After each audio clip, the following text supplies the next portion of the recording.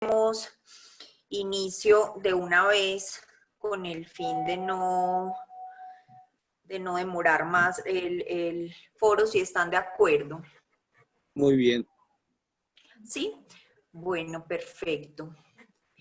Entonces, vamos a dar inicio. Buenas tardes para todos y todas las compañeras y compañeros que nos acompañan en la tarde de hoy a este foro que es convocado como consecuencia de las masivas expresiones de inconformidad en los Estados Unidos, disparadas por el cruel asesinato perpetrado a manos de un agente de policía sobre George Floyd, que nos llevan a pensar que el fenómeno de la racialización de la sociedad norteamericana es la manifestación de una larga historia que toca de forma sensible el mundo del trabajo latinoamericano, por la gran oleada de migrantes de nuestra región que, persiguiendo el sueño americano, abandonaron sus terruños para hacerse lugar en el gran contingente de fuerza de trabajo disponible sobre el que se soporta buena parte de la economía estadounidense, constituyendo un amplio ejército de reserva de trabajadores y trabajadoras que el juego del mercado laboral aprovecha dándose lujos en términos de precarización y exclusión social. Una división social del trabajo claramente racializada, toca las fibras profundas del constructo de la cultura del Imperio del Norte y con ello se irradian los países de América Latina, con lo que los acontecimientos de las últimas semanas ameritan detenernos a reflexionar para tratar de comprender el alcance de este fenómeno que agita los medios, las calles y los ánimos del mundo. Es por eso que tenemos el honor de contar el día de hoy con la presencia de importantes estudiosos del tema y académicos que contribuirán con ese ejercicio de reflexión y comprensión al que estamos invitando con ocasión del foro. Inicialmente vamos a escuchar a Enrique Ochoa de la Universidad del Estado de California, la Universidad de Los Ángeles. Enrique es profesor de Historia y de Estudios Latinoamericanos en dicha universidad. Él es de Los Ángeles y viene a acompañarnos también en su calidad de doctor en Historia y autor de libros y artículos que han sido ampliamente divulgados en los Estados Unidos. Es un honor para nosotros contar con tu presencia, Enrique. Te pedimos por favor que inicies el uso de la palabra. Vamos a dar 10 minutos para la intervención de cada uno y cada una de ustedes. Yo les voy a avisar faltando 2 minutos con el fin de que puedan organizar su tiempo. Les rogamos el favor a las personas que están... Les rogamos el favor a las personas que están participando de la reunión que se encarguen de apagar sus micrófonos en la parte inferior de la pantalla. A mano izquierda van a encontrar dibujado un micrófono. A ese micrófono todas las personas que no están interviniendo deben darle silenciar para que no haya interferencias con las personas que están hablando. Entonces, adelante, profesor Enrique, te escuchamos, bienvenido y muchísimas gracias por atender este llamado. Muchísimas gracias. Por favor, me puede compartir la pantalla? Share the screen. Creo, Vida, ¿le pueden compartir por favor la pantalla al profesor Enrique? Ya está en la pantalla, solamente cuando él habla se pone en la pantalla. No, compartir la pantalla de su computador. Él tiene una presentación y quiere compartirla. ¿Qué personas? Bueno, él le debe de dar clic en la opción de compartir pantalla. Pero dice que que no se puede, que el host no le debe.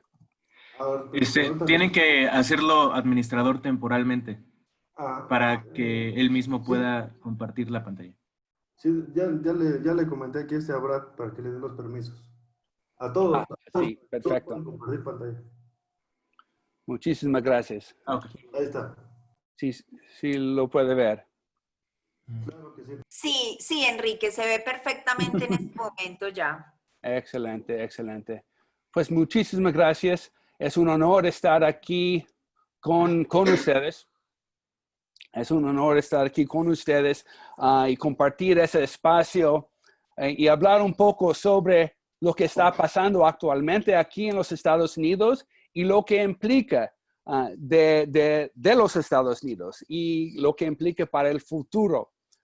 Pues en los Estados Unidos las contradicciones del sistema están, de todos los sistemas de control, están en las pantallas de la tele o de las computadoras para todo el mundo puede ver. Ya no es posible esconder los sistemas de injusticia que forman las fundaciones de los Estados Unidos. En las calles vemos miles de personas saliendo a decir en su manera, basta, basta ya, basta de las matanzas policíacos, de la violencia policial, de la militarización de la sociedad, basta de la violencia sistemática y estructural, del racismo, y están tratando de visibilizar lo que antes era escondida al mundo. Sí, entonces, pero lo que era perfectamente conocida por las poblaciones marginadas aquí en los Estados Unidos. Entonces, como pueden ver, como me imagino que ustedes han escuchado y visto en todos los medios, que hasta ayer están diciendo que por lo menos habían manifestaciones en por lo menos 1,382 lugares y en ciudades grandes, en lugares rurales, en todos los estados, en los Estados Unidos, incluso en los territorios y la colonia. En una manera, yo creo que es algo que no ha pasado nunca en la historia de esta magnitud y con esa diversidad de personas en las calles y en plena pandémica, en plena era de un pandemic, es aún más sorprendente. Pero esas rebeliones no salieron del aire. Son parte de una resistente y persistente de siglos. Y en los últimos décadas la resistencia ha crecido. El grupo Black Lives Matter y el movimiento, y el movimiento en general, pues está dirigida por afroamericanos, pero es multirracial, es interseccional, que conecta muchas distintas, pero conectados formas de opresión. Entonces, la ejecución pública de George Floyd están visto ahora por muchas partes, parte de la violencia del sistema que empezó en la conquista y sigue siendo hoy. Y lo que quiero hacer es usar mi tiempo para dar un poco de visibilidad a algunos factores históricos de los Estados Unidos que normalmente está escondida. Creo que voy a hablar un poco de la otra cara de los Estados Unidos, que está basada más en una forma, sistema capitalista, racista, patriarcal. Voy a empezar. Empiezo con hablar un poco de las las estatuas, los monumentos que los manifestantes están derrumbando, las derribadas. Porque es algo muy importante lo que está pasando, porque no solo son acciones simbólicas que están derrumbando estatuas de generales del Confederado, de Cristóbal Colón, de otras personas racistas. No solo son, sí, claro que son acciones simbólicas, pero también están tratando de ser y de decir que este no es algo de la historia. Los sistemas racistas siguen siendo presentes en la vida de la mayoría de la gente en los Estados Unidos y entonces algo que se nota. Que los grupos están manifestando, están diciendo y llamando que los Estados Unidos es un país colonizador, asentador, un settler colonial society que practicaba y sigue practicando un sistema de genocidio a la población indígena físicamente y culturalmente y sigue siéndolo. Y también tiene que ver también con la esclavitud y el sistema de esclavitud que empieza en 1619, que termina formalmente en 65 del siglo XIX, pero sigue con un sistema de jure segregación hasta 1955. Pero ahora vivimos en una situación de facto segregación, de encarcelamiento masivo y en una desigualdad que está creciendo. Entonces, están diciendo, pues, los manifestantes están tomando nota que pues no es una cosa solo de la policía, sí es la policía, pero también viene de este punto, de esta manera de verlo en una manera más sistemática que sigue pasando, perdón. Y también están poniendo atención de que es parte de una forma de capitalismo desigual que tienen los Estados Unidos y a veces no se ve la desigualdad en partes de América Latina, pues sí se ve en América Latina, pero a veces está escondido lo que está pasando con la pobreza en los Estados Unidos. Pero durante este tiempo tiempo pandémico, había 40 millones de personas, hasta creo que era hace 2 semanas, que han registrado por seguro de desempleo, 40 millones. Y a la misma vez, los billonarios ganaron 434 billones de dólares. Las fortunas de los 5 norteamericanos más ricos, Bezos, Gates, pues ustedes saben, el grupo, crecieron sus ganancias por 75 billones de dólares combinado. Entonces, esa masiva desigualdad es parte de este sistema que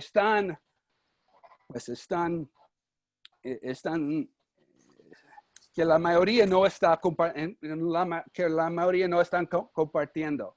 Entonces, está creciendo especialmente en la época neoliberal. Y no sé si puede ver, pero ese habla un poco del color de la riqueza. De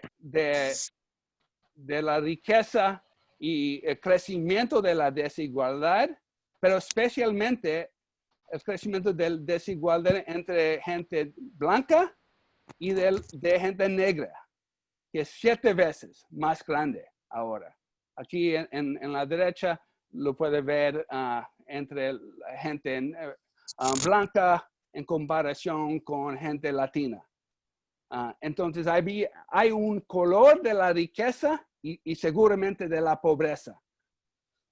Y se puede notar, pues, por las políticas neoliberales. Aquí se puede ver el gasto federal como parte del ingreso nacional,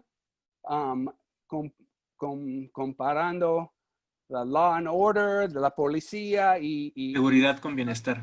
Seguridad, exacto, y bienestar. Y se puede ver claramente que estamos, pues, viviendo en un sistema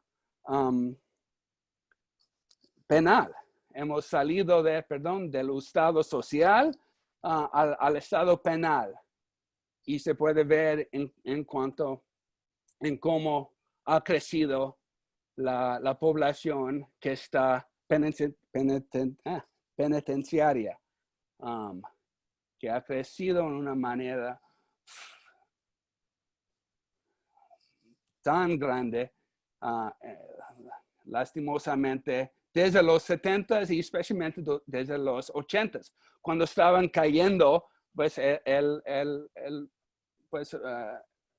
presupuesto en bienestar social.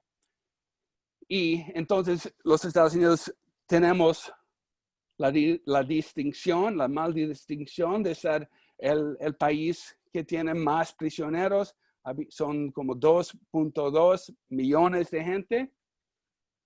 3.7 millones de personas están bajo del control del sistema de probation y también del sistema penitenciario que están, y en muchos estados uno no se puede votar si ha cometido una felonía. Entonces, hay una desigualdad en quién están en los cárceles, en las cárceles. Es parte del sistema racializada que viene desde la colonia, que sigue, que la población negra están, entonces, sí, 2.300 de cada 100,000 están en la cárcel en 210 y solo 450 de la población blanca. Entonces, este es parte de este sistema racializado que viene del principio. La historia de las policías viene de los que estaban cazando a gente esclavizada. Entonces, esta es la formación de los Estados Unidos. Y no hay mucha chance para participación política. Pues esta está cortada, porque en muchos casos, en muchos estados, pues los que han estado en la cárcel no se puede votar. Dicen que hay unos,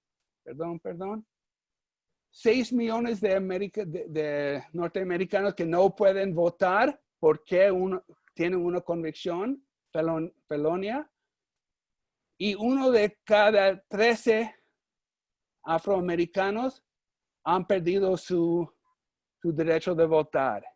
Entonces, sistemáticamente se puede ver cómo en los Estados Unidos la situación llega así, especialmente, y cómo en una manera histórica la gente, pues, con la situación con la matanza de Floyd, pero muchos más, están ahora diciendo ya basta, y están haciéndolo y organizándose en una manera bastante distinta que antes. Pero yo creo que he pasado mi tiempo y les voy a dejar así.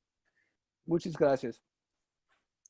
Te agradezco muchísimo, Enrique, por esa introducción que nos haces, donde demarcas cuestiones tan fundamentales como el hecho de que las explosiones de este momento no responden específicamente a lo que está sucediendo en el presente, sino que adicionalmente traen una larga historia y que en estas manifestaciones están confluyendo distintas consignas que son interseccionales, que son interraciales y que están aglomerando a gran parte de la sociedad norteamericana y de la población migrante, que tiene un inconformismo frente a un sistema de injusticia y que pues creo que resulta relevante para el mundo entero y no solo para Norteamérica por su posición también frente a al mundo y su poder frente al resto del mundo. Entonces, te agradezco muchísimo la intervención.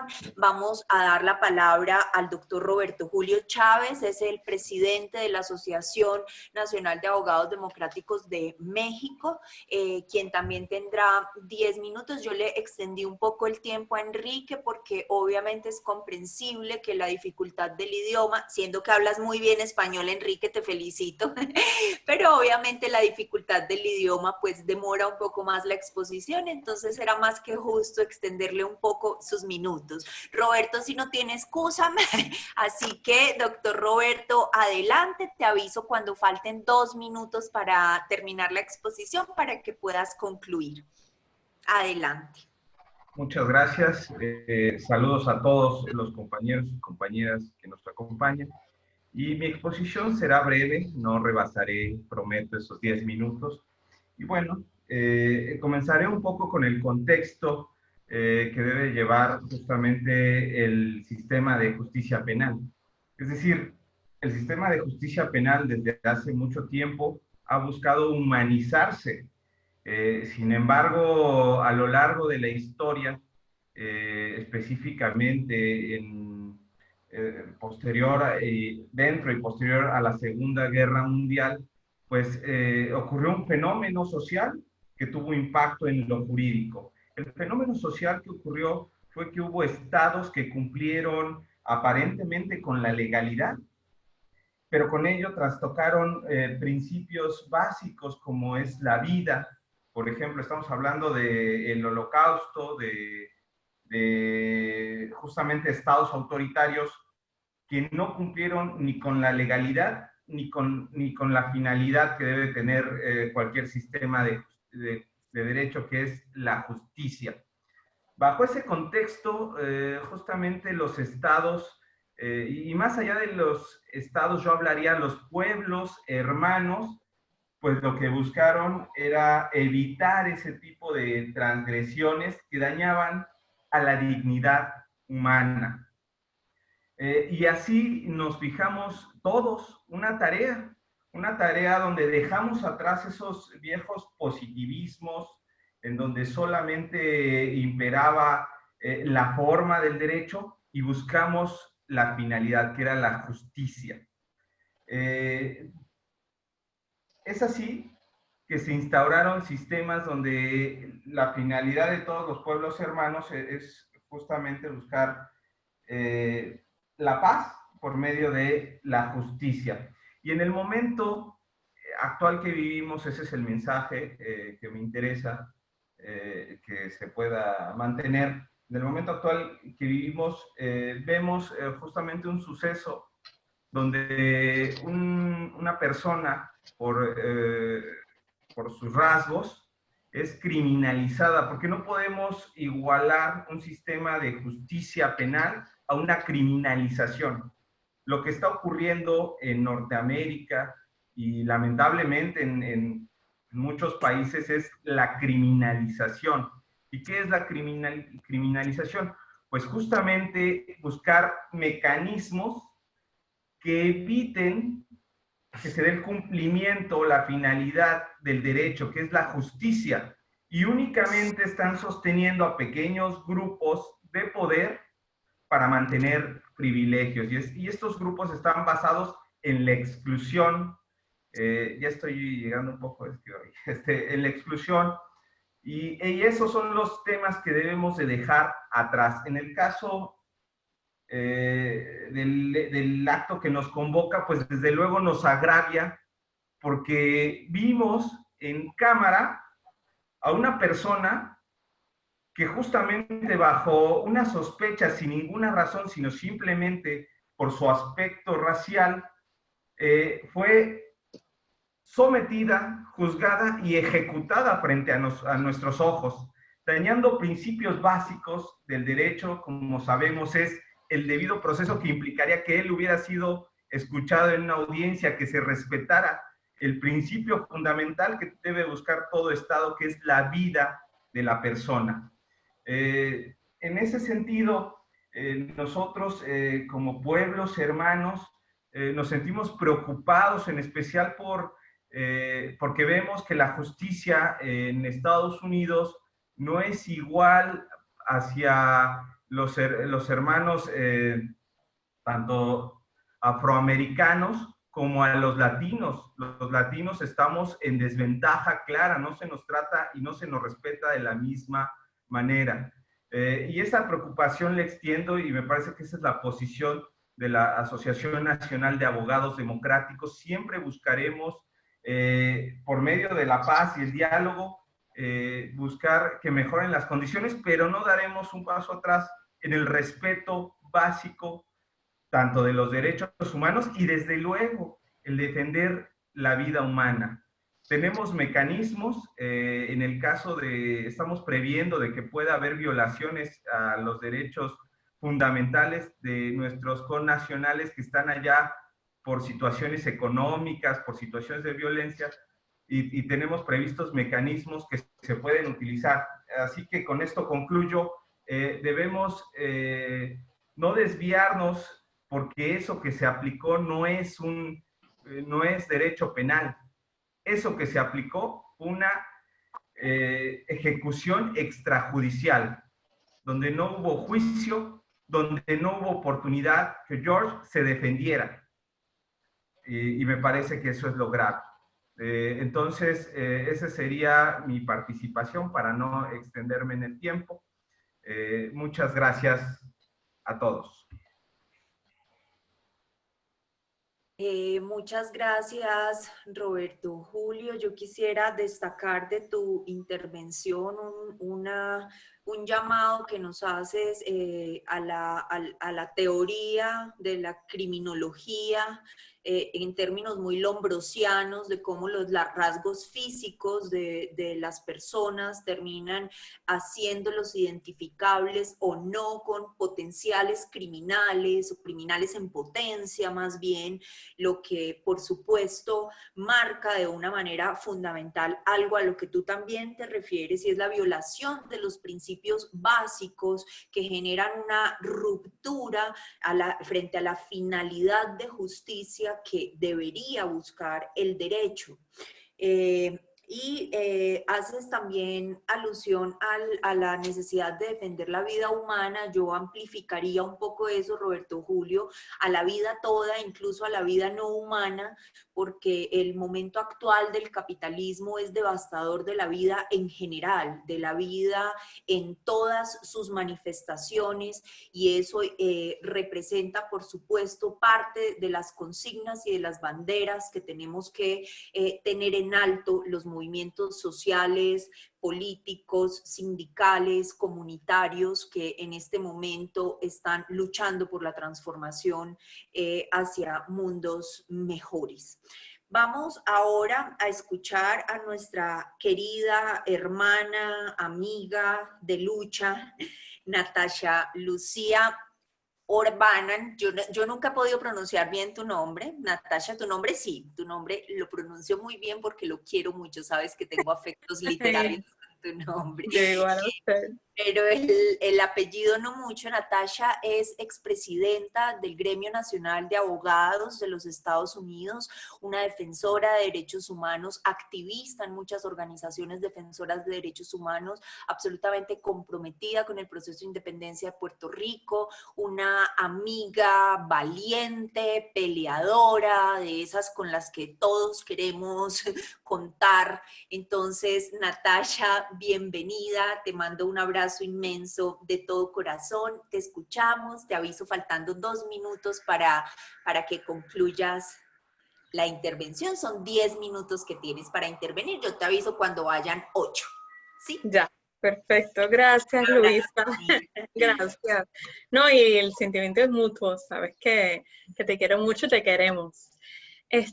Agradezco mucho esta oportunidad de poder participar en este panel y sobre todo la oportunidad de abordar estos temas sumamente importantes, no solamente para los que vivimos en los Estados Unidos, residimos en los Estados Unidos, sino también para el continente entero, porque no son temas aislados. Así que en ese sentido espero poder retomar un poco de los temas ya mencionados y quizá profundizar un poco más. Lo que sí sabemos y hemos visto es que las causas de la insurrección que estamos viendo son profundas e históricas y nada diferente pues de las de América Latina. Tampoco el racismo estructural construido sobre la supremacía blanca se ha perpetuado por más de 500 años. Desde la esclavitud, eso ya queda claro. Pero nuestros sistemas legales, económicos, políticos, sociales, continúan encarnando esa supremacía blanca. Y es el legado justamente de la esclavitud, que fue escrito en las leyes, justificado por los tribunales junto con el imperialismo y el colonialismo, y sostenido por los líderes políticos y aplicado justamente por los ciudadanos de manera privada.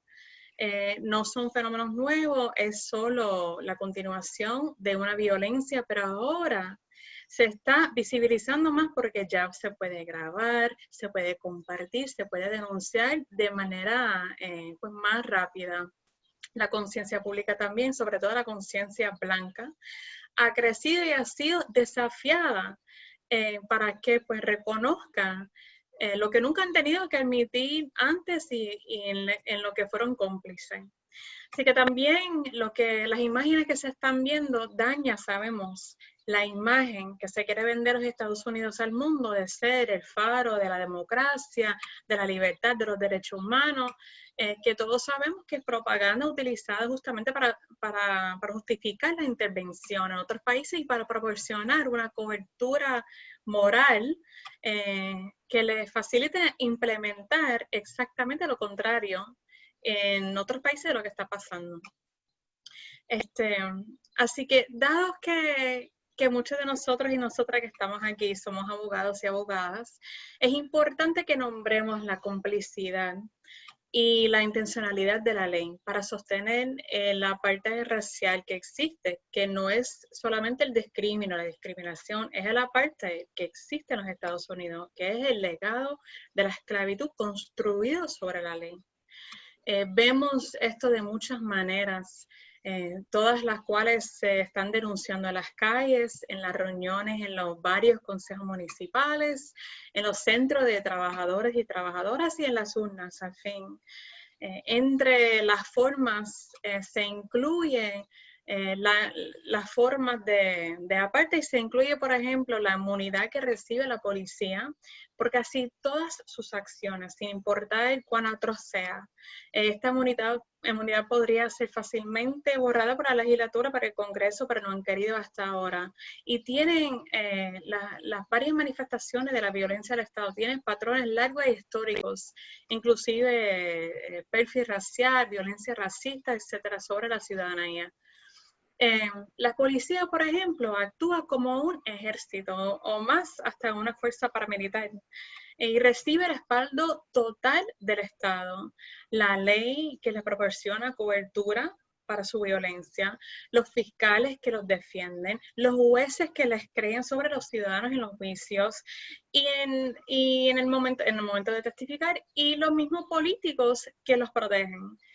Y para un ejemplo de esto, tomamos como ejemplo el Departamento de Policía de Nueva York, que tiene un presupuesto de $6,000 millones, que si fuera un ejército, sería el ejército 33 más grande del mundo, o sea que tendría un presupuesto más grande que 160 países. Tienes oficinas en otros países como Israel, entrenan a militares, a otros departamentos de policía, como han hecho en Puerto Rico, que tiene la segunda fuerza policíaca más grande de toda jurisdicción de los Estados Unidos y la segunda más violenta también. Han sido demandados por parar y registrar a los ciudadanos afros y latinos en la ciudad de Nueva York. 1 millón cada año por ir a la escuela, al trabajo, a su casa, por estar parado en su casa, y todavía no han cambiado esa política. Y ese tipo de impunidad por las causas más básicas para vivir ha llevado a una mayor violencia pública, porque siempre se ha cometido contra los ciudadanos negros y latinos.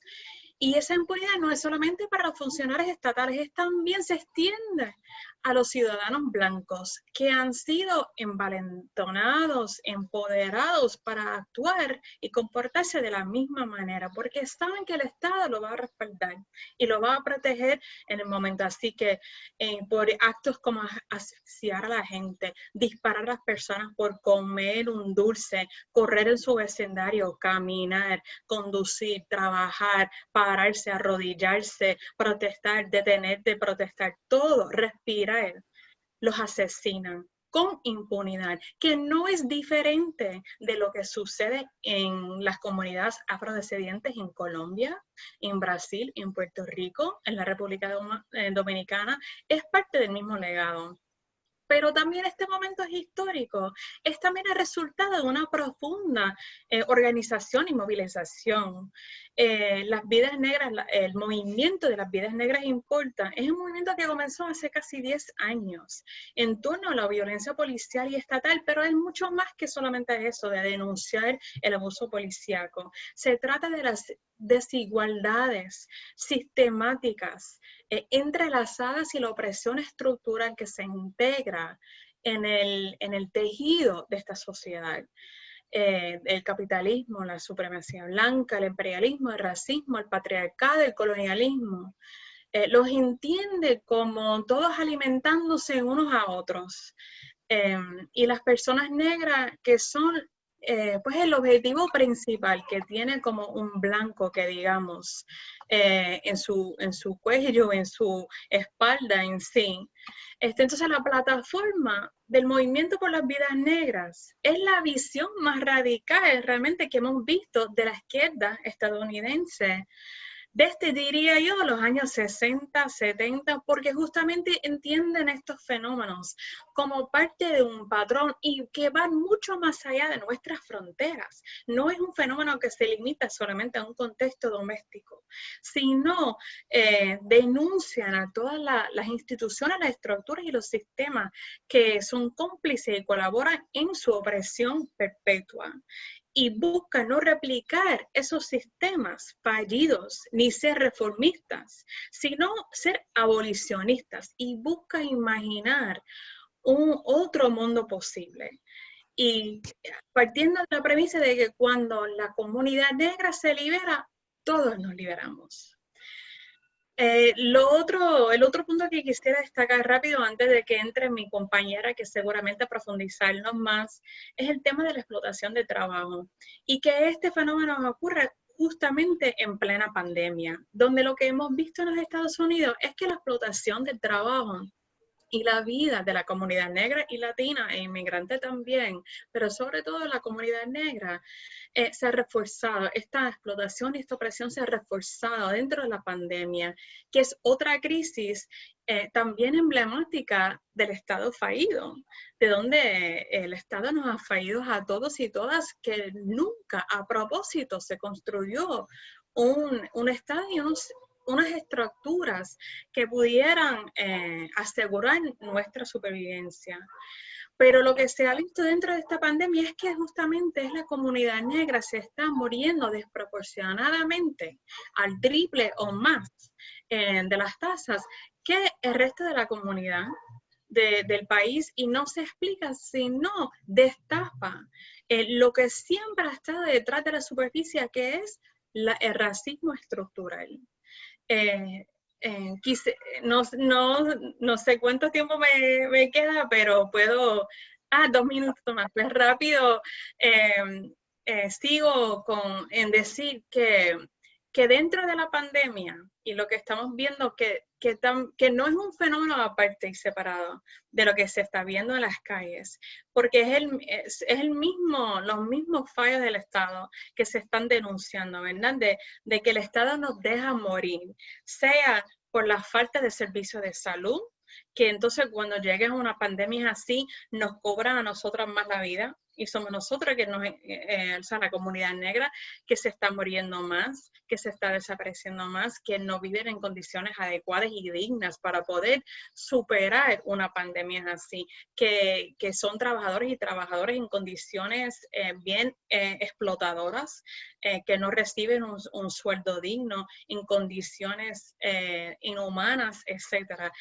Y esa, pues, mano de obra barata que ha sido determinado, nombrado esencial, entre comillas, o sea, que la economía no puede funcionar sin esa mano de obra, que suelen ser las trabajadoras y trabajadores negros, inmigrantes y latinos.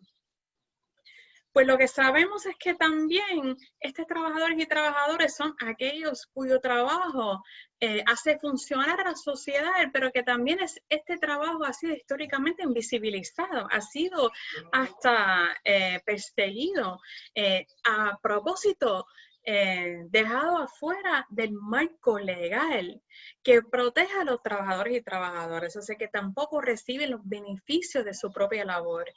Y lo cual los dejan obviamente en condiciones mucho más vulnerables y mucho más precarias. Y para no extenderme mucho en ese tema, pues me detengo por ahora y otra vez les agradezco mucho a los organizadores y organizadoras por abrirnos este espacio, este foro. Gracias, querida amiga, por tu intervención. Creo que Natasha nos deja planteada una invitación muy clara y es nuestra labor como abogados y abogadas de denunciar las instituciones de derecho y las instituciones estatales que le hacen el juego a este sistema de injusticia que desde el principio planteaba Enrique y que por supuesto hace parte de nuestro rol profesional y sobre todo de nuestro, perdón, es mi perra, de nuestro rol profesional como defensores y defensoras de derechos humanos. Natasha, para que lo tengas ahí al final en una última ronda de respuestas de preguntas, Adrián Ramírez nos hace un comentario respecto de tu intervención sobre el que creo que sería muy interesante que pudieras ampliar al final. Dice que no hay un Estado fallido, tú hacías referencia a los Estados Unidos y como un Estado fallido, entonces él dice no hay un Estado fallido, sus acciones son deliberadas, son políticas aplicadas con el fin de mantener el estatuto de explotación. Entonces, para que por favor nos amplíes ahí, porque obviamente habrá que acotar para quién es un Estado fallido y para quién es un Estado victorioso. Muy bien, vamos a continuar con otra compañera, también integrante de National Lawyer Guild, es la compañera Susan Adeli. Creo que estoy pronunciándolo bien, si no me perdonas, Susan. Susan es codirectora de Food Chain Workers Alliance, es, como ya dije, miembro de National Lawyer Guild internacional y también de la International Association of Democratic Lawyers. Ella es de la Universidad de New York, de la Facultad de Derecho, y va a compartir con nosotros entonces también sus reflexiones frente al tema que se ha propuesto para este foro. Susan, bienvenida. Yo voy a avisarte faltando 2 minutos. Yo hago así una mueca en la cámara para que vean que faltan 2 para no interrumpirlos muy abruptamente. Entonces, adelante, Susan, bienvenida. Thank you so much. Habla Edu, Luisa, un momento. Vamos a pedir la ayuda de un brillante alumno de la Universidad Autónoma Metropolitana. Él vivió durante mucho tiempo en Austria, es un agente con un gran talento, una gran capacidad, el licenciado, el abogado Pedro Salvador Guerrero. Entonces, Susan, Pedro is going to help you with the translation. Probably it takes a longer time, but take your time. Probably you need to develop some idea, stop, and then Pedro are going to make the translation. Okay, I'll do my best. Teniendo Lo mejor que pueda. Teniendo en cuenta lo que está, pues que va a tener traducción Susan, vamos a prolongar un poco el tiempo de la intervención de ella para que no tenga que cortar mucho la idea. Entonces, Pedro, si pudieras decirle por favor eso, y yo voy a ampliar un poco el tiempo. So you're going to have a longer time in order that we can translate better. Okay, great. Okay, so thank you very much. I'm very happy to be part of this webinar. Bueno, muchas gracias. Soy muy feliz de ser parte de este webinario. I think that the title of Rebellion in Crisis is quite appropriate. Creo que es muy apropiado el título de Rebelión en la Crisis.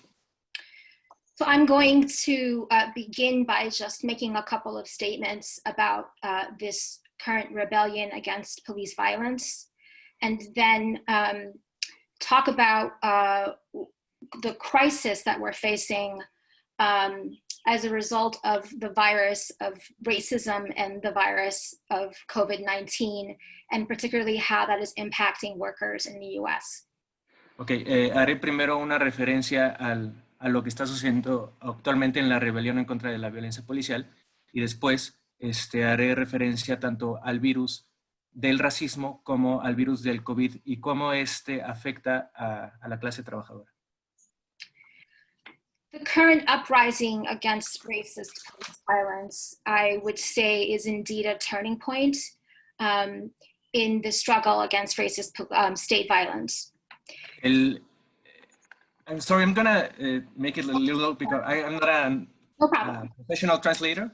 So, el levantamiento actual es un momento.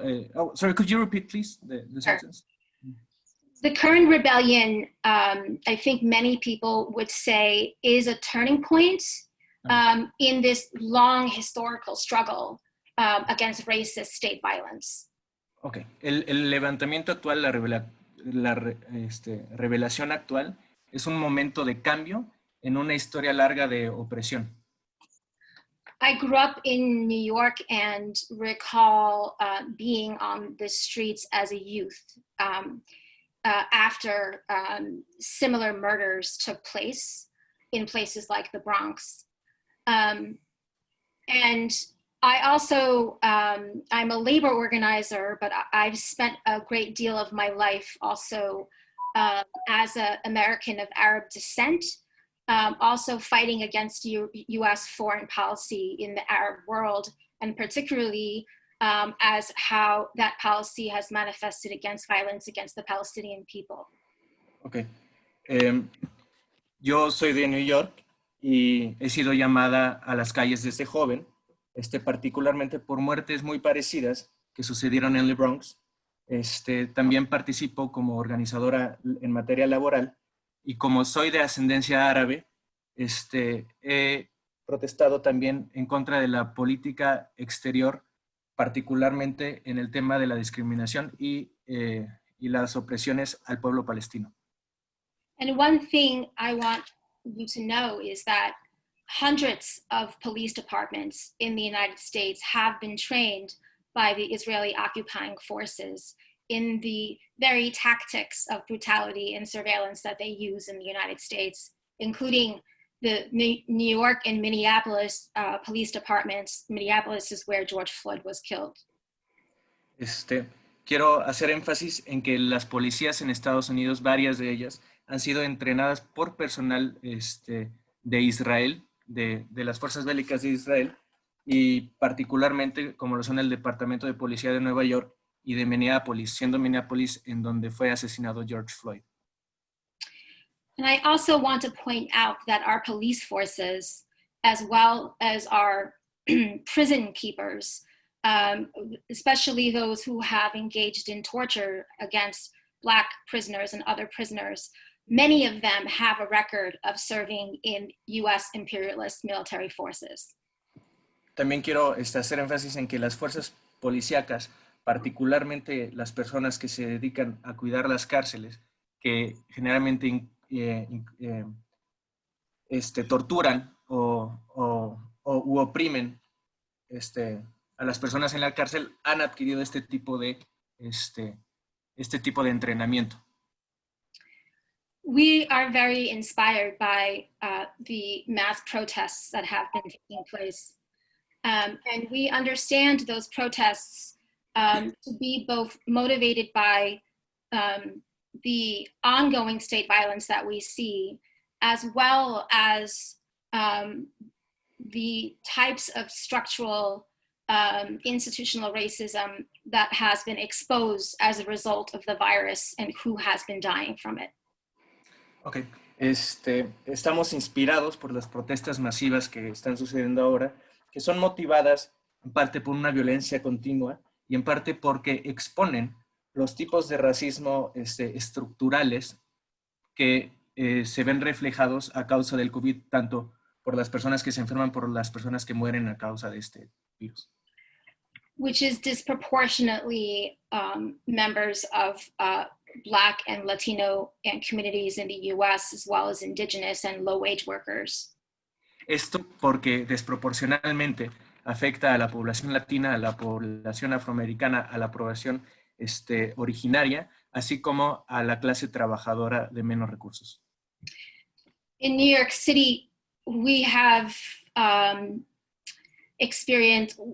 seen the death of over 100 transit workers who drive our buses and our subways as a result of exposure on the job to the virus. And also high rates of deaths among teachers and those low-wage workers who clean office buildings in New York City.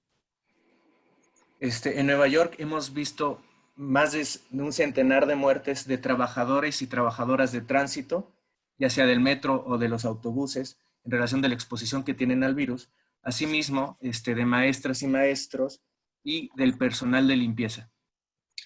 But I want to talk a little bit more about what I've been seeing among the workforce of low-wage workers in the food economy, which is the largest economy in the United States. Ahorita quiero hablar más de lo que ha pasado particularmente con la clase trabajadora relacionada con la alimentación, que es una de las industrias más grandes en Estados Unidos.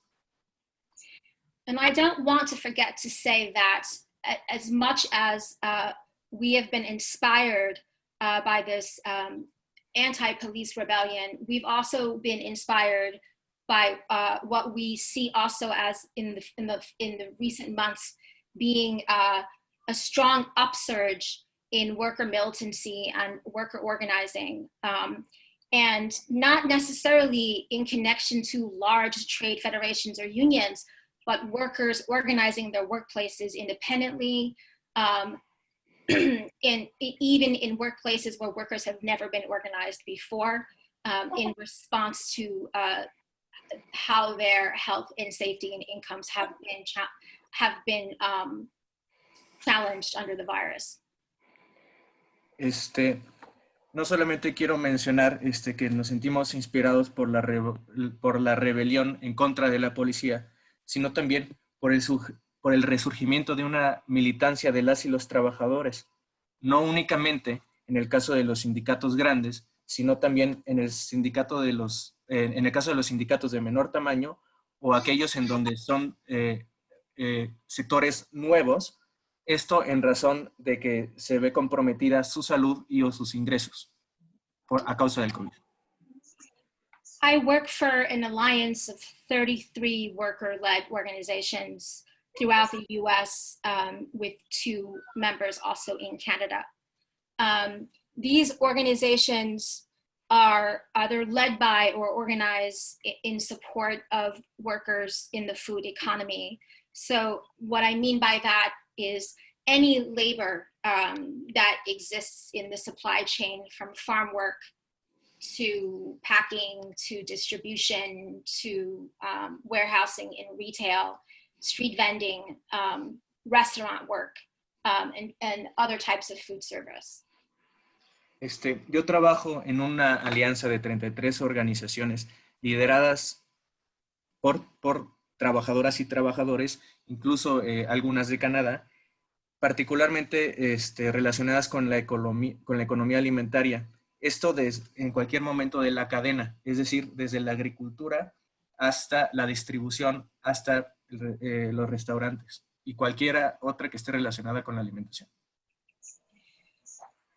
And a vast majority of this workforce has been deemed essential work by the government, which means that when the rest of the country was locking down into safety, these workers had to continue to work, either by mandate or also because their economic situation forced it.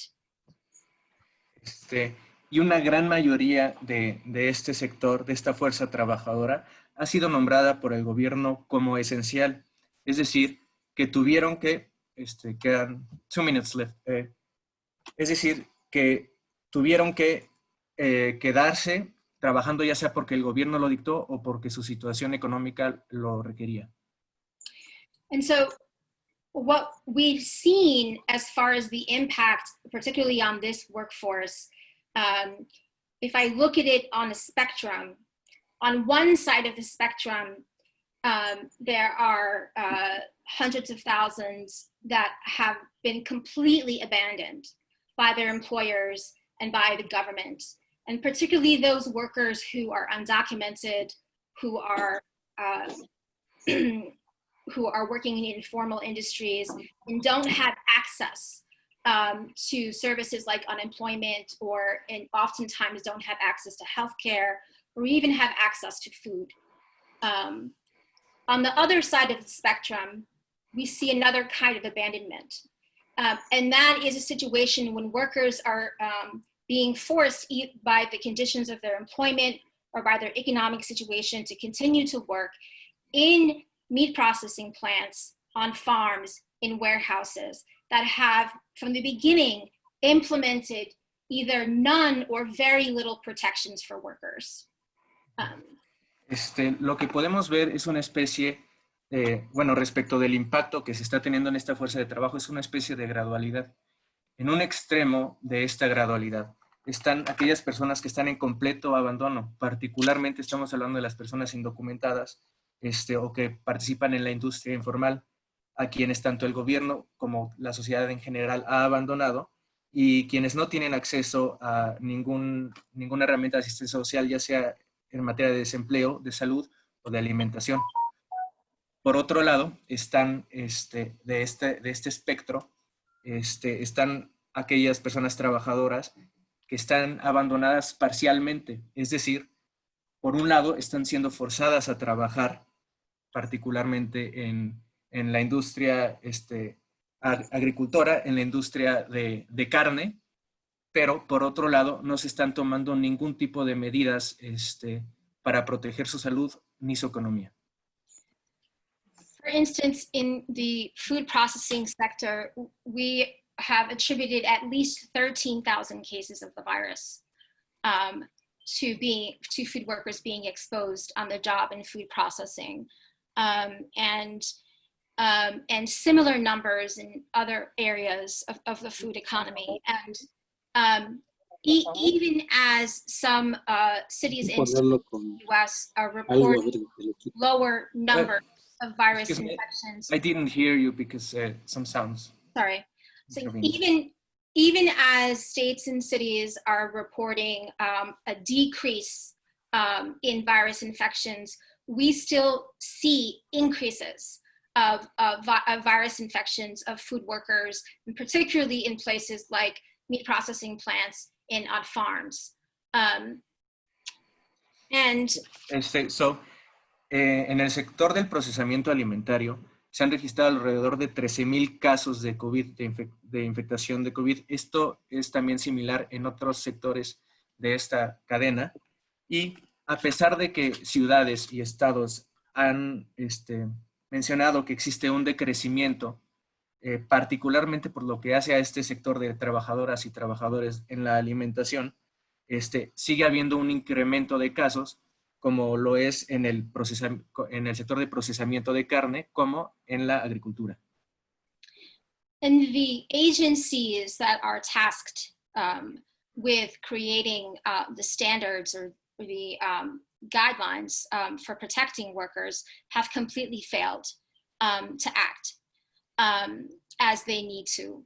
And today, in many cities, city governments are talking about reopening their economy and have already begun to reopen their economy, which means that workers are, other workers have to return to work with no guarantees of protection from the virus. And should they refuse to return because they're at risk of dying from the virus and don't want to be exposed, they will be denied unemployment insurance. Okay. Las agencias encargadas de establecer los estándares y los lineamientos en esta materia han fallado completamente. Incluso hoy en día en muchas ciudades ya se está hablando o ya se está ejecutando la apertura económica, lo que implica que personas trabajadores van a regresar sin la protección necesaria y estas personas, en caso de rehusarse a regresar a trabajador en razón del riesgo que podrían sufrir, perderían su seguridad social. Perdóname, Susan, por favor, ya vamos concluyendo. Yeah. Sure, yeah. I just wanted to also add to that thought that our organizational health and safety agency has failed to put forth enforceable standards to protect workers. And what much of our government is doing instead, including Republicans and Democrats and local governments, are being concerned less with the protections for workers and more so with protecting employers from liability should workers become sick after returning to work. Solo quiero añadir finalmente que las agencias han fallado justamente en estos estándares para proteger a las y los trabajadores y que los gobiernos, tanto demócratas como republicanos, están menos encargados de proteger a las y los trabajadores y más de proteger a quienes les emplean, ya sea particularmente para evitar que tengan pérdidas económicas en razón de los riesgos en los que están sus trabajadores. And I'll just end on this one thought that finalizo con este pensamiento. You know, the conditions for food workers were already highly exploitative before the virus and for many low-wage workers. And, you know, what we use to sort of describe this reality is this idea of disposability of workers, disposability of the poor, which is something that exists in the logic of capitalism and the logic of imperialism, right? There are interests of the ruling class, there are interests of these profit-driven economies and corporations that take precedent over workers and take precedent over those who are the victims of their imperial and colonial wars. And, you know, the disposability of people, of workers, of the poor, of those who are impacted by all of these systems of the oppression is you know, what we need to expose and what needs to sort of be part of our analysis so that we can create the conditions to resist and build the systems, to build the kind of movements that we need in order to change these systems. So thank you very much. Finalmente quisiera terminar con el pensamiento de que las condiciones explotadoras de trabajadores de personas trabajadoras de la alimentación o personas trabajadoras con poco salario, es que se han considerado desde el principio de la desechabilidad. Esta desechabilidad que proviene tanto del capitalismo como del imperialismo y que pone por encima los intereses de la clase reinante de las empresas al de los intereses de sus víctimas. Estas personas, tenemos que tener esta opresión en mente para efecto de analizar y exponer y así poder resistir y reconstruir movimientos que cambian este sistema. Muchas gracias. Thank you. Gracias. Thank you so much, Susan. Susan, hay que agradecerte el hecho de que hayas hecho una reflexión, elaborado una reflexión sobre la situación de los trabajadores, en este caso de la industria específica a la que tú te dedicas, pero que también nos da un panorama de esos aspectos estructurales que se ponen de relieve hoy con la situación de protestas masivas en los Estados Unidos y que, como lo mencionaste al principio de tu intervención, también generan cierto hálito de esperanza, que por supuesto no puede ser una esperanza ingenua. Esto hay que transformarlo a pulso y no se va a acabar con que estemos simplemente en las calles, lo que denomina también mi amiga Natasha como una insurrección. Yo tal vez no logro verlo en este momento tan allá como una insurrección, pero por supuesto espero que pueda devenir en un proceso realmente fortalecido para empujar los límites de la transformación social. Thank you, Susan. Yo quisiera darle la palabra a Esther Hernández, profesora de Sociología de Pomona College, California. Ella va a nutrir también este debate con su intervención. Esther, como se lo he manifestado a los anteriores expositores, vas a contar con 10 minutos para tu intervención y te aviso cuando vayan 8 minutos. Muchas gracias por acompañarnos. Ok, perfecto. Muchísimas gracias. Muchísimas gracias por tenerme en esta conferencia tan importante. Yo voy a compartirles también una presentación sobre este tema para hacerlo un poquito más fácil, un poquito más visual. Entonces, bueno, les comento, bueno, como ya comentaba, yo soy profesora invitada aquí en el Departamento de Sociología de Pomona College. Soy académica, pero también soy activista, soy cofundadora de la tertulia feminista Magali Pineda en República Dominicana, en Santo Domingo. Y de lo que quiero conversar es básicamente algunos elementos para complementar un poco de lo que se ha planteado ya.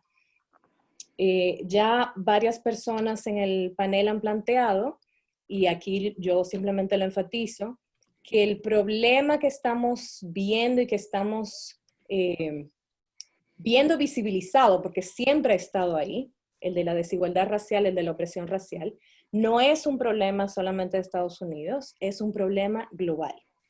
Entonces ahí rescato esta, no la voy a leer, la tienen en la presentación, pero esta idea de W.E.B. Du Bois, que es considerado por muchos y muchas el fundador de la sociología en Estados Unidos, que de hecho, tomando una frase de Frederick Douglass sobre the color line, la división racial, planteaba ese tema como el problema principal del siglo XX, y lo que estamos viendo, parte de lo que estamos viendo con las protestas y con el proceso en el que estamos en este momento, es que no es solamente el siglo XX. Al inicio del siglo XXI estamos todavía con este problema sin resolver.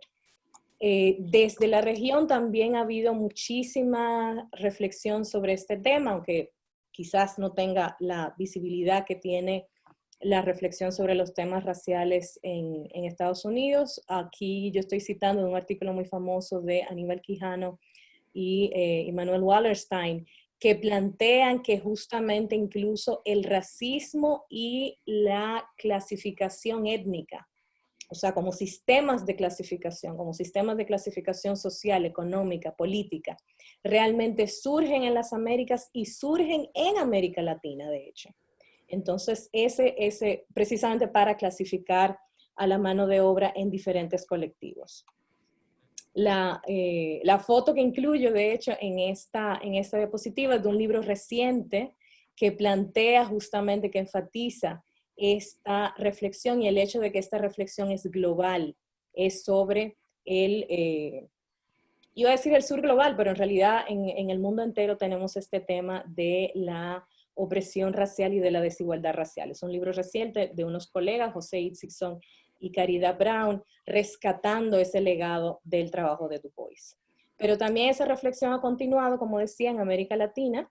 Actualmente la escuela o el llamado giro decolonial lleva a cabo ese tipo de reflexiones también, por si hay personas interesadas en informarse más sobre el tema y buscar esos autores y esas autoras basados en el trabajo de Quijano y su concepto de la colonialidad del poder. Entonces, lo que yo quiero enfatizar, y está un poquito ya, digamos, implícito en varias de las intervenciones, especialmente en las intervenciones de Enrique y de Natasha, es que en América Latina a veces, perdón, tenemos la idea o tenemos la impresión de que el tema del racismo y el tema de la desigualdad racial es un tema de Estados Unidos, no es un tema nuestro. Y no es así. Lo que ocurre es que en diferentes partes del mundo el régimen racial es diferente. El tipo de racismo, la forma en que ese racismo se manifiesta es diferente. Entonces ahí rescato este trabajo de otro colega sociólogo, Howard Winant, de aquí de Estados Unidos, que en este libro que les pongo ahí en la presentación, compara los regímenes raciales de Estados Unidos, de Brasil y de África del Sur. Bueno, de África del Sur en el momento del apartheid. En Estados Unidos, y ya varias personas se han referido a esto, el régimen racial es binario, es entre lo blanco y lo negro, literalmente, aunque realmente es una sociedad multirracial. Pero en el régimen racial eso no se asume, o todavía está el legado del llamado one drop rule, o sea, la persona que tiene, aunque sea una gota de sangre africana, se considera como una persona negra, aunque realmente hay todo un mosaico racial y étnico en el país, mientras que en Brasil está muy arraigado, aunque ha cambiado últimamente, en los últimos años, con muchos avances que han tenido, el mito de la democracia racial. Y ese mito de la democracia racial, aunque no le llamemos así, lo tenemos también en el resto de la región.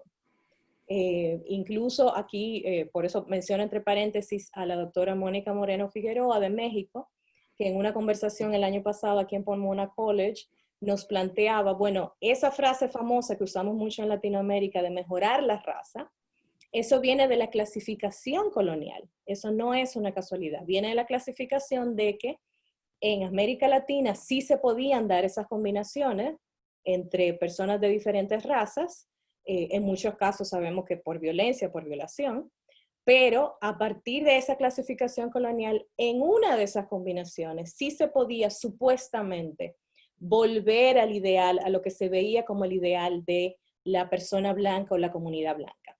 Entonces, por eso en nuestra realidad, en la realidad latinoamericana, el racismo se vive de una manera diferente en función de estas razones históricas. Pero eso no significa que no tenemos racismo, por supuesto que lo tenemos. Entonces, solamente algunos datos y ejemplos recientes como para recordarnos la realidad de la que somos parte. En América Latina tenemos entre 133 y 150 millones de personas afrodescendientes, dependiendo de la estimación.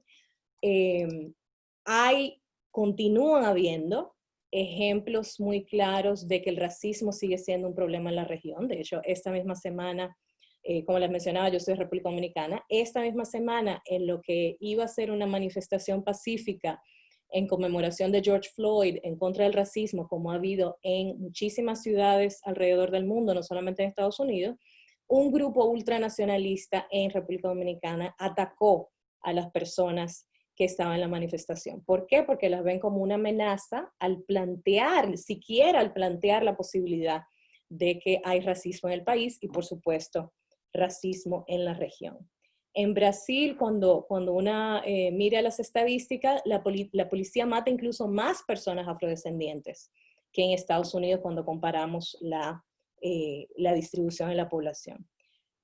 Otro ejemplo, para no hablar solamente de las comunidades afrodescendientes, ustedes se recuerdan el año pasado el debate que se dio y los ataques personales que se dieron a la actriz protagonista de la película Roma en México, también con un contenido racista muy claro.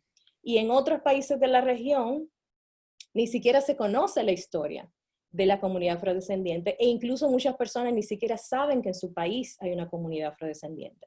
Y menciono ahí un ejemplo entre paréntesis de un artículo que a mí me impresionó muchísimo cuando lo leí hace muchos años, de que a inicios del siglo XIX, por ejemplo, en Buenos Aires, la tercera parte de la población de Buenos Aires era población negra, era población afrodescendiente.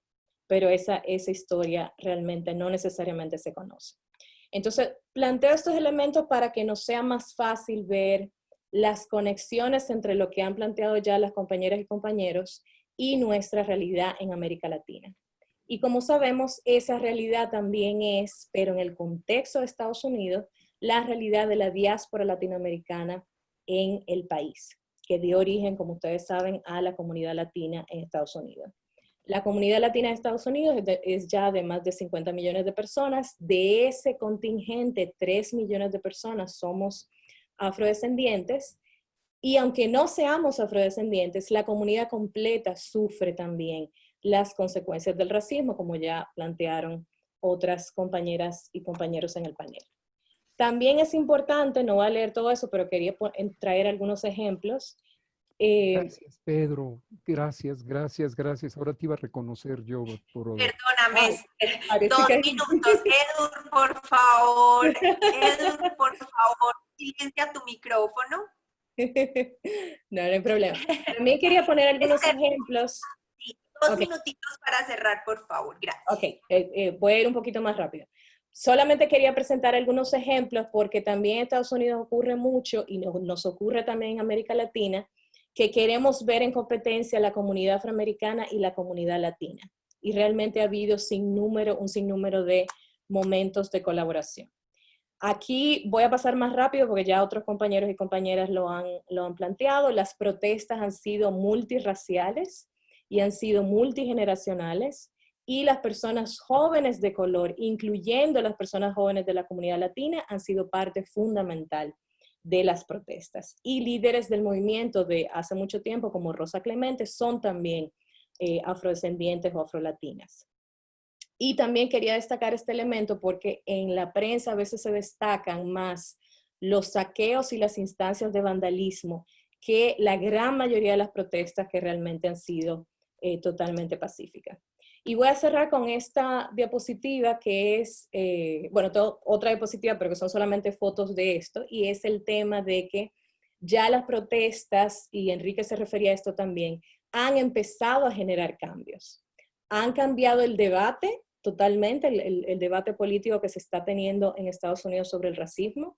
Han politizado la generación más joven, como ya les decía, de estas diferentes comunidades raciales. Y se han planteado incluso reformas desde los mismos departamentos de policía. Incluso en Minneapolis, donde ocurrió el asesinato de George Floyd, el Consejo de la Ciudad ha planteado incluso desmantelar la policía de la ciudad. Hay propuestas legislativas que tenían muchísimo tiempo haciéndose, pero que ahora han cobrado mucha más fuerza, de leyes que está impulsando, por supuesto, el Caucus Negro en el Congreso de Estados Unidos, de, por ejemplo, tener una base de datos nacional de policías acusados, de eliminar las órdenes judiciales, las llamadas no-knock, o sea, que la policía no se tiene que identificar, no tiene que tocar la puerta y decir que son policías. Por ejemplo, la muerte de Breonna Taylor se dio en ese tipo de circunstancias fundamentalmente. Pero el debate se ha movido tanto, las protestas han tenido un impacto tan profundo, que ya incluso ese tipo de propuestas hay muchas personas, especialmente del movimiento, que las ven como limitadas.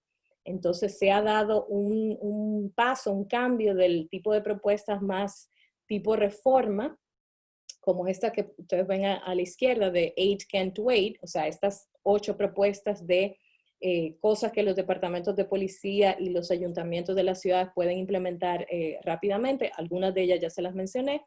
Y se está pasando en el debate, ya hay muchos grupos que están planteando, no, eso no es suficiente, eso puede ser implementado como algo inmediato, pero en realidad no es suficiente. Y se está planteando ya moverse al aid to abolition, o sea, quitarle fondos a los departamentos de policía, desmantelar los cuerpos de policía y utilizar, hay varias propuestas, yo solamente se las proyecto ahí por las limitaciones de tiempo, pero más que nada invertir esos recursos en el desarrollo económico y social de las comunidades, en vez de invertirlo en las fuerzas del orden. Entonces, muchísimas gracias y después nos dejan saber si hay cualquier pregunta.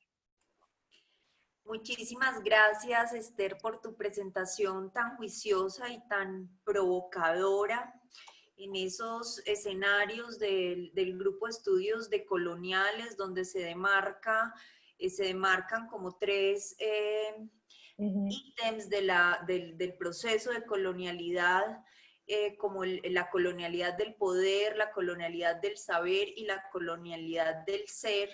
Esa relevancia que le das a la colonialidad del poder en el marco de la explotación de la fuerza de trabajo racializada es supremamente relevante, pero además pienso yo que nos haces un llamado a profundizar teórica y conceptualmente en estos temas para tener una práctica también mucho más consciente y coordinada y más clara frente a la situación que se presenta, porque hay por supuesto que comprender también de dónde es que emergen estas condiciones actuales del mundo y de estos procesos de apartamiento, de exclusión, de segregación, para hacer efectiva nuestra práctica social. Muchísimas gracias, Esther, por tu intervención. Yo quisiera darle la palabra entonces para cerrar el panel o el foro que hoy nos convoca al profesor Edur Velasco Arregui, fundador de la Coordinadora Intersindical 1 de Mayo en México, investigador nacional de la Universidad Autónoma Metropolitana, del Departamento de Derecho,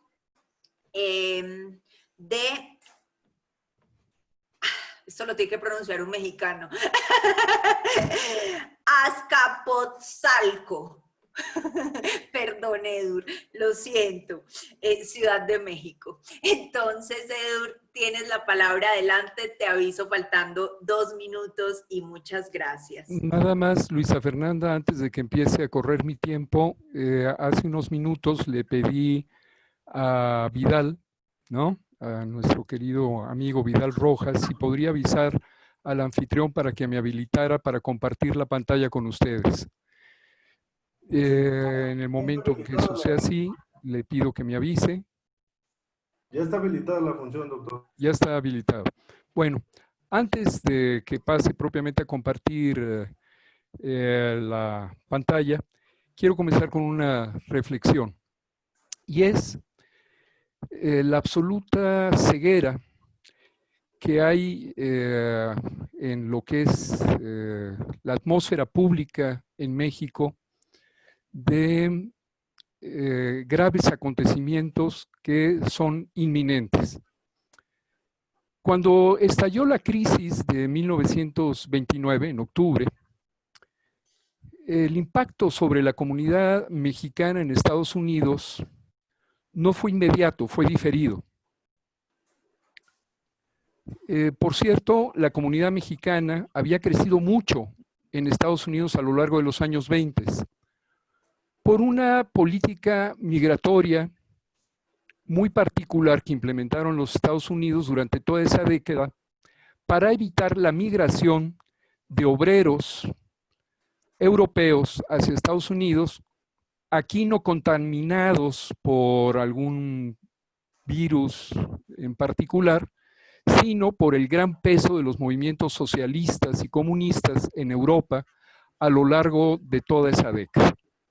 Dada la fuerza de los grandes partidos comunistas como el alemán, el italiano, el francés, y de las grandes organizaciones sindicales socialistas, la burguesía norteamericana, de una manera muy aguda y prudente, decidió que había que evitar la presencia de obreros italianos, franceses, alemanes en territorio de Estados Unidos mientras mantuvieran, digamos, este ánimo de abierta simpatía con grandes cambios sociales.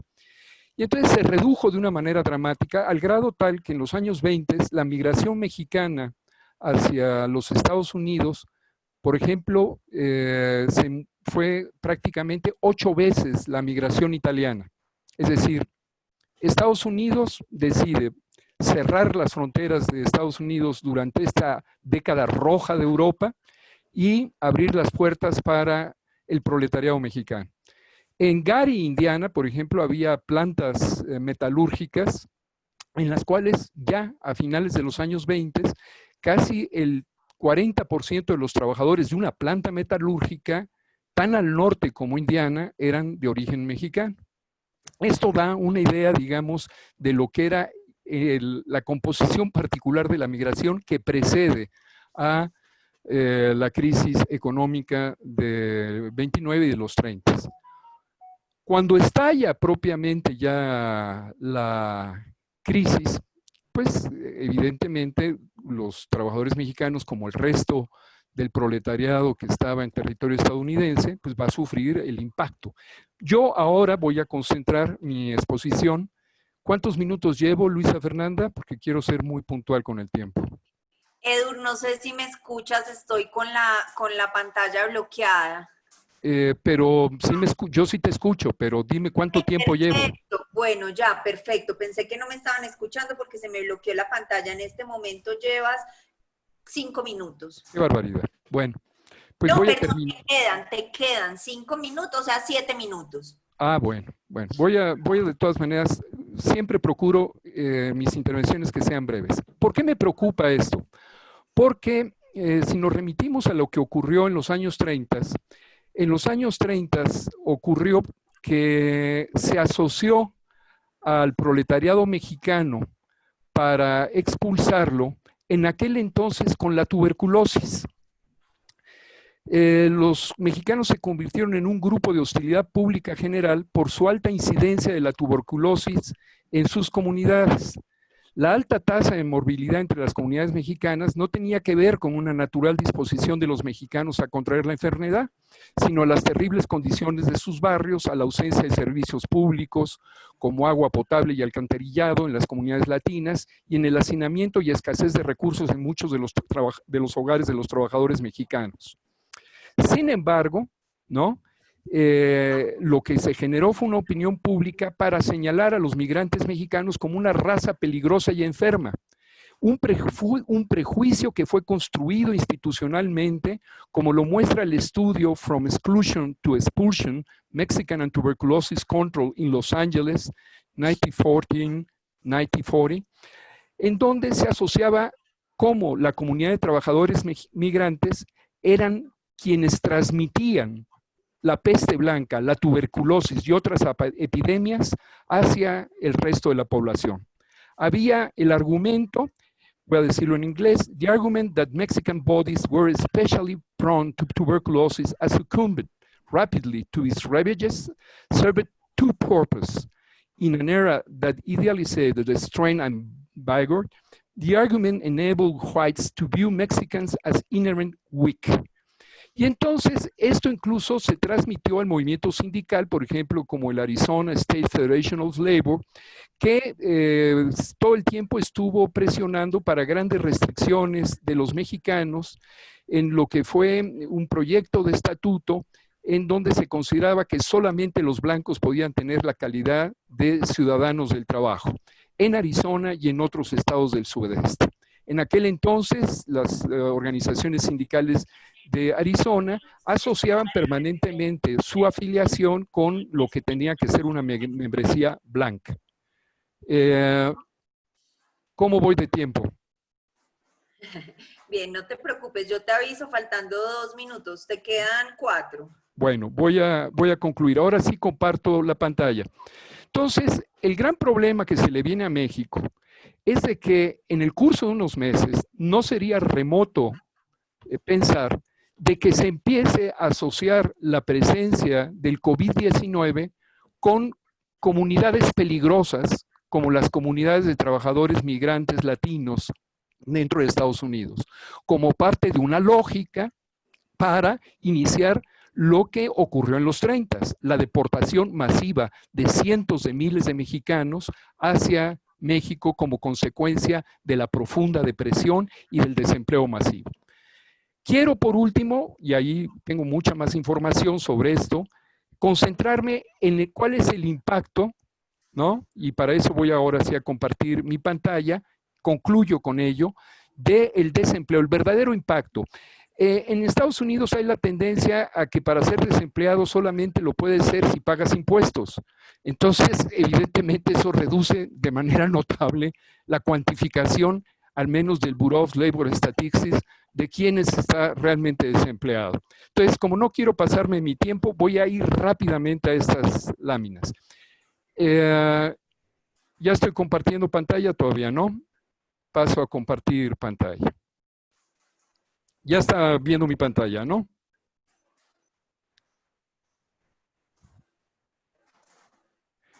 Estas son las estadísticas oficiales en donde se ve claramente cómo el desempleo entre los hispanos, como nos denominan a nosotros en el mercado laboral norteamericano, tenemos una tasa de desempleo bastante más significativa que los nativos de Estados Unidos. Paradójicamente, los hispanos no nativos, precisamente por estar en aquellas categorías que ya señalaban tanto Enrique como Esther, son trabajos esenciales, aunque indocumentados, quiero poner énfasis en esto, paradójicamente los hispanos no nativos, ¿no? Foreign born, tienen una tasa de desempleo menor que los hispanos nativos. Eso nada más lo dejo como un detalle. Voy a avanzar rapidísimamente. 2 minutos, Edu. Sí. Antes de que estallara la crisis del COVID, el peso de los latinos en la civilian labor force, que equivale a la población económicamente activa, era de 29.852.000 trabajadores. Esto da una idea del peso abrumador que tiene la fuerza de trabajo latina, el proletariado latino dentro de la economía de los Estados Unidos. Prácticamente mucho mayor incluso que el afroamericano. El afroamericano anda abajo de los 20 millones. Nosotros tenemos ya ahora, el total de la población latina, un peso que se acerca rápidamente a cerca del 17-18% de la población, por encima de lo que es la población afroamericana. Como quiero terminar a tiempo, soy muy respetuoso, me quiero remitir a cómo finalmente se va construyendo el concepto de desempleo en Estados Unidos. Por lo pronto, hay un segmento de la población que se llama discouraged workers, que dejan ser parte de la civilian labor force y por lo tanto ya no se les considera como desempleados, aunque en realidad lo son. Una vez que se deduce esta parte de los discouraged workers, me refiero a la gente que fue considerada, digamos, en esta categoría, perdón, por dejar de pertenecer después de la crisis del COVID, Una vez que se considera fuera este segmento que deja de pertenecer a la población económicamente activa porque deja de buscar trabajo, y según la estadística norteamericana, quien deja de buscar trabajo ya no es desempleado, una cosa que no deja de ser un tanto surrealista, pero se les considera que dejan de ser parte de la civilian labor force. Y ahora pasamos a ver el impacto del COVID realmente en términos de desocupación que yo le llamo abierta o relativa. Ese es un término importante, desocupación abierta o relativa, que implicó que cerca de 5 millones de trabajadores latinos perdieran su trabajo en aproximadamente el curso de 8 semanas. ¿No? Estos son datos ya para el mes de mayo. Paso a la última gráfica, ¿no? Aquí también es importante considerar otro tipo de desplazamientos, pero que implica exclusión del mercado laboral, que es la división de los trabajadores latinos que quedaban empleados entre full-time workers y part-time workers. Esta es una forma de desplazamiento porque muchos son trabajadores que no tienen el número de horas necesarias. En Estados Unidos se puede contratar por horas, pero muchos de estos trabajadores no tienen el número de horas necesarias en la forma en que son contratados para poder sobrevivir. Entonces son una forma de desempleo parcial, pero son en cierto sentido parte del desempleo parcial. Y concluyo, digamos, propiamente con esta última gráfica, mostrando que del total de la civilian labor force que había antes del COVID, que eran trabajadores latinos, que eran 29.852.000, ahora solamente quedan con empleo de tiempo completo 19.916.775, lo cual implica que en este momento la tasa de desempleo absoluta entre latinos, que incluye todas estas categorías, esta tasa absoluta de desempleo incluye a los part-time workers que no reúnen las horas necesarias para sobrevivir, a los desocupados y a los discouraged workers. Todos estos agrupados suman en total 9.935.225 trabajadores, casi 10 millones. Y hoy por hoy, la tasa de desempleo absoluta de los trabajadores latinos es, dentro de Estados Unidos, el 33.28% de lo que era la civilian labor force antes de la crisis del COVID. Necesitamos, y esa es mi conclusión política, de tener una política desde América Latina para consolidar y proteger a los trabajadores latinos dentro de Estados Unidos, que dentro de muy poco, como en los años 30, se les va a asociar como una comunidad particularmente enferma, una comunidad en la cual el COVID va a anidar y que por lo tanto va a ser propensa a su deportación por razones sanitarias. Eso sería todo. Dejo hasta aquí mi intervención. Muchas gracias, doctor Edur. Me ha pedido la presidenta Luisa Fernanda, presidenta de la LAL, poder coordinar porque hay una pequeña falla técnica, pero muy interesante la exposición y muchas gracias, doctor Edur. Ojalá y los documentos y de las exposiciones se puedan compartir porque ha sido información muy valiosa.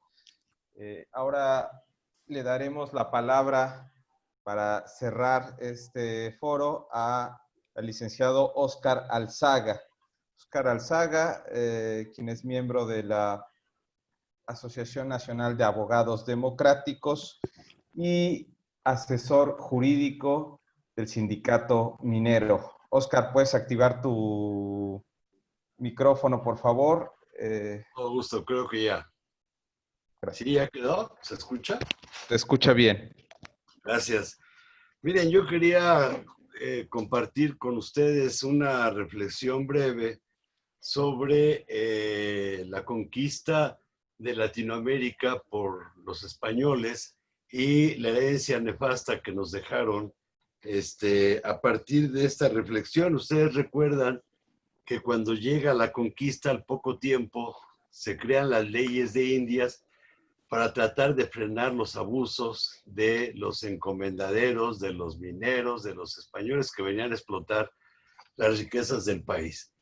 Entonces se crean las leyes de Indias que van a prohibir la esclavitud, que van a prohibir que se herrara a los indígenas, es decir, que como a las reses se les pusiera hierro sobre el cuerpo o la frente, todavía peor, y otra serie de prácticas de abusos de los conquistadores.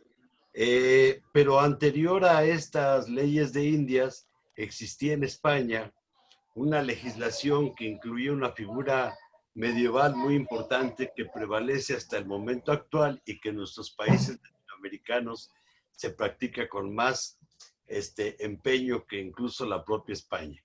Esa figura legislativa que era previa a la conquista, se decía, obedézcase aunque no se cumpla.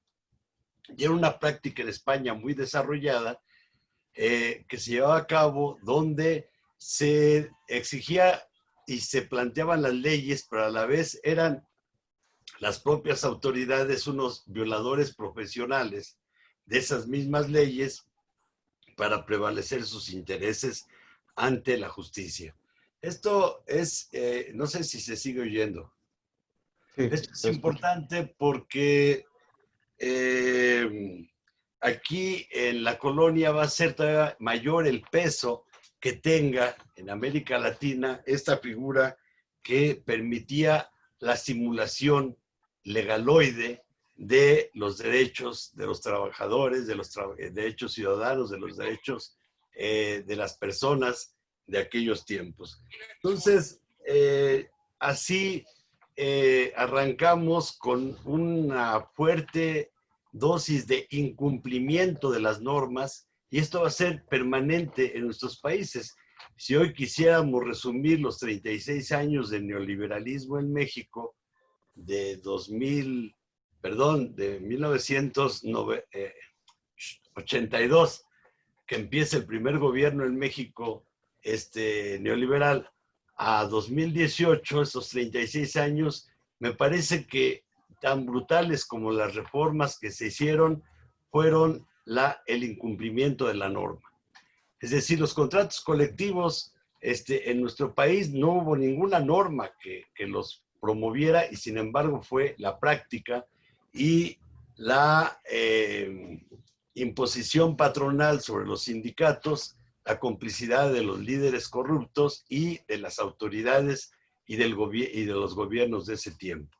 Entonces, esta reminiscencia tiene mucho que ver con nuestro tema de Estados Unidos, porque recordarán ustedes que apenas hace justo 10 años, en septiembre de 2010, se dio un caso muy sonado en los medios informativos, donde se decía que la estatua de Hernán Cortés en Medellín, su ciudad natal, había sido agredida, la estatua, con pintura roja, y todavía quien abra en los medios informativos la estatua de Cortés en Medellín, se encontrará con las fotografías de que quedaba todo manchado el cuerpo, justo porque esa estatua de Cortés en Medellín, lo que tenía era el pie de Cortés sobre una cabeza de un indígena mexicano.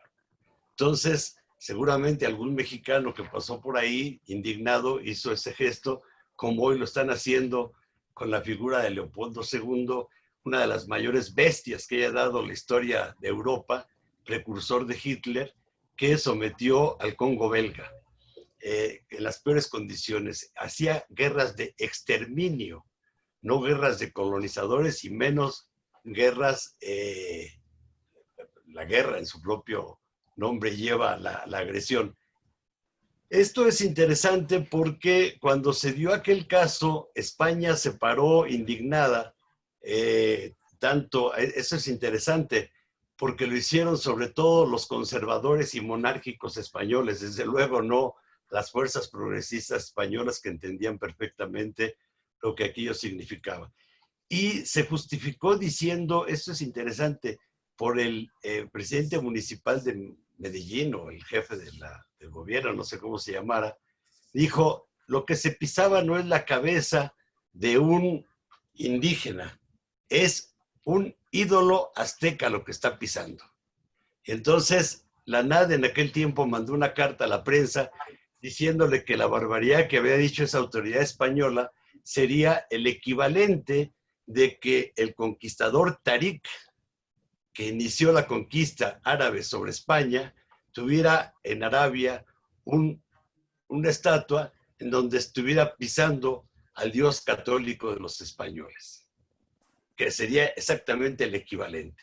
Entonces, esto es importante porque el problema que hay de fondo en el racismo, en el supremacismo, en llevar a cabo la práctica en las colonias de no respetar ningún derecho a pesar de que existieran, es algo que sigue prevaleciendo hoy y que en Estados Unidos llega a expresiones verdaderamente más brutales que en ningún otro país.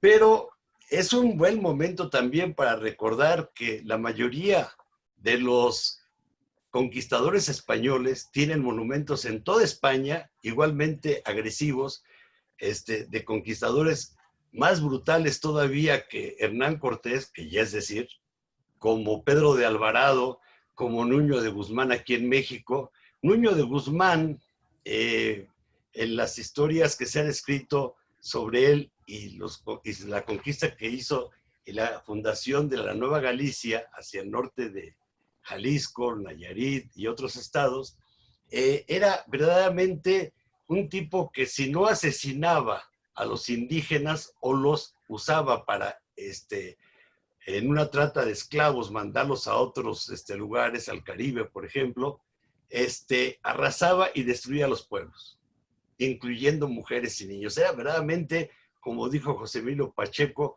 un precursor del nazismo. Esto no es muy distinto en Perú, con los hermanos Pizarro, con otros personajes como Diego de Almagro, o todavía más canallas como pudiera ser Aguirre en la conquista del famoso mítico Dorado. Aquí la cuestión no es que se trate de un pasado, sino de que este pasado se sigue conservando en las mentalidades conservadoras y monárquicas que prevalecen todavía en nuestros países. Recientemente en México vimos al dirigente de la Coparmex dirigirse al rey de España, reconociéndolo como su rey también propio. Es decir, mentalidades verdaderamente enajenadas, enajenantes y por demás desplazadas de la realidad, pero que tienen mucha vigencia en la derecha actual internacional. Entonces, la caída de las estatuas, además de ser un símbolo muy importante, que reclaman igualdad en toda la humanidad, esto me parece que debe de impulsarse más en todos nuestros países y en el caso latinoamericano, revisar la historia de las conquistas, porque concluyo con lo siguiente. La conquista árabe sobre España, que duró mucho más tiempo, fue una conquista con tolerancia a la religión y a la cultura de los españoles. Durante 8 siglos convivieron tanto los templos judíos católicos como musulmanes sin que hubiera problema. Y aquí en México la intolerancia fue verdaderamente brutal. Bueno, México y toda Latinoamérica. Creo que a los amigos peruanos les fue peor con los hermanitos Pizarro y otras fichas que llevaron a cabo esto. Esta conquista, por otro lado, me parece que es clave lo que explicó un escritor tan notable como Joseph Conrad cuando habló del Congo y mostró lo que hicieron los belgas. Él escribió lo siguiente, decía de los belgas: no eran colonizadores, su administración equivalía a una pura opresión y nada más. Eran conquistadores y eso lo único que requiere es fuerza bruta, nada de lo que uno pueda vanagloriarse cuando se posee, ya que esa fuerza no es sino una casualidad nacida de la debilidad de los otros. Es decir, la brutalidad de los españoles se volvía todavía peor en la conquista por la debilidad de los indígenas, que, como ustedes saben, la diferencia histórica entre Europa y América es de 6,000 años cuando empezó la vida sedentaria en Europa. 6,000 años después, en América Latina empezará la vida sedentaria y agrícola sin ganado de carga y además aquí incomunicados con el resto de los continentes, mientras que Europa se mantuvo durante todos esos siglos comunicado con el resto de los demás continentes. Es decir, el atraso que encontraron en 2 minutos, Oscar, por favor. ¿Perdón? Sí. 2 minutos, Oscar, para el cierre. Gracias. El atraso que encontraron en la técnica militar es la diferencia entre la fuerza militar de los europeos que llegaron al país y que, como bien dice el escritor polaco-inglés Joseph Conrad, en su novela El corazón de las tinieblas, precisamente dedicado a la brutalidad de los belgas en el Congo, se debe a esa diferencia terrible. Conste, los árabes fueron muy tolerantes y además de tolerantes, a comparación de los españoles, fueron quienes llevaron la cultura griega, quienes conservaron la cultura griega y la llevaron a España primero y después a Europa. A diferencia de los españoles que llegaron aquí arrasando con todo lo que encontraron construido. Afortunadamente Teotihuacán ya había sido tapado por la naturaleza, antes de que llegaran estos hombres, pero lo mismo hicieron en Perú. Y peor todavía podríamos decir lo que ocurrió en Perú, en Bolivia y otros lugares de Sudamérica. Esto sigue presente y por eso me parece que ahí nos hermanamos todos los amigos de Estados Unidos, de Europa, de América, por un mundo mejor y creemos que es posible. Gracias. Muchas gracias, estimado Oscar. Muy interesante tu participación. Y bueno, pues con esta participación cerramos este foro. Les agradecemos a todos su tiempo, especialmente a los ponentes. Les agradezco a Enrique, a Natasha, a Susan, a Esther, a Edur y desde luego a nuestra presidenta Luisa Fernanda de la ALAL, así como a las organizaciones que auspician este evento, como es ABRAT, ALAL y desde luego ANAT. Y pues bueno, estaremos al pendiente. Hemos pedido los correos electrónicos por si hay intercambio de información y estén atentos porque continuaremos con estos eventos. Muchas gracias. Roberto, nada más antes, yo sí quisiera agradecer un papel muy destacado de nuestro traductor, el licenciado claro. Pedro Salvador Guerrero, que pues su papel fue verdaderamente importantísimo y nadie hizo referencia en su momento a su generosa contribución al desarrollo de esta conferencia. Entonces yo quiero reconocer la gran colaboración del licenciado Pedro Salvador Guerrero en el desarrollo de este foro, en lo que fue la traducción de la intervención de nuestra compañera Aldedi. Sí, una disculpa, Pedro, y desde luego, gran trabajo. Esther nos ha levantado la mano, ¿desea agregar algo? No, era aplaudiendo, agradeciendo por la traducción, Ah, muy bien. Muchas gracias, Pedro. Bueno, pues si no hay nada más que agregar, les agradezco su tiempo. Hasta luego. Hasta luego. Gracias, hasta luego. Chao, gracias. Muchas gracias. Hasta luego, cuídense. Muchas gracias. Gracias, Pedro. Gracias. Hasta luego. Gracias. Muy Gracias. amables, muchas gracias. Gracias, nos vemos. Chao. Luego. Hasta luego. Bye. ¿No salió? Nada más le pido a Vidal, por favor, aún no acabes la reunión, nada más para tomar cierta información del chat, porque nos han pedido información. Todos los demás, pues ya. Muy bien. El evento ha concluido para que se también finalice ya la transmisión en Facebook. Ay. Hasta luego. Unos segundos.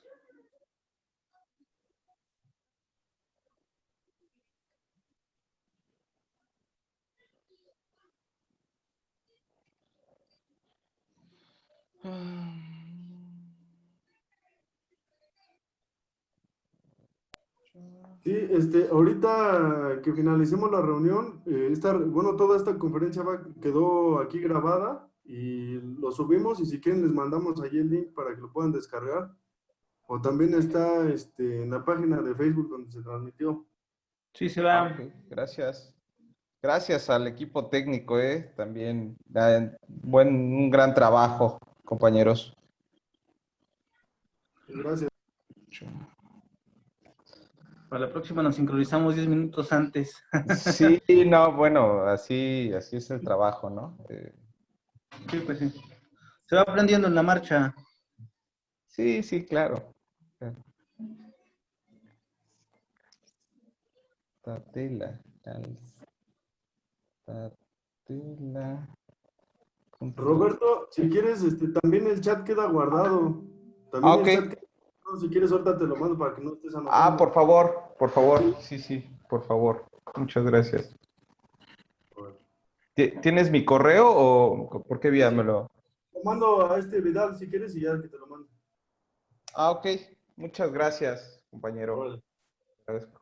Vale, entonces te lo mando yo, Robert, en un momento. Órale, muchas gracias. Cuídense.